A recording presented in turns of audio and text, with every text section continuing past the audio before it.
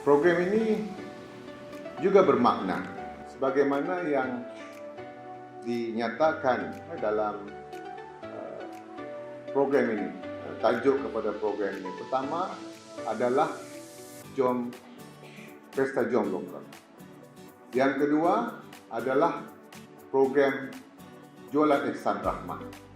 Dan yang ketiga, program ini juga bagaimana yang disebutkan tadi terkait dengan usaha untuk kita membantu para usahawan kita.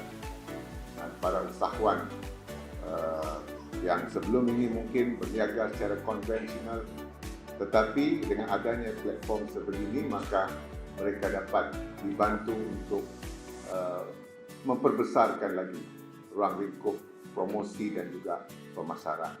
Jadi 3 dalam 1. Pertama, satu agenda untuk kita memartabatkan produk tempatan. Yang kedua, agenda untuk kita membantu menguruskan isu kos sara hidup. Dan yang ketiga adalah agenda untuk kita membantu para usahawan kita yang juga terkait dengan apa? Dengan usaha untuk kita meningkatkan pendapatan rakyat.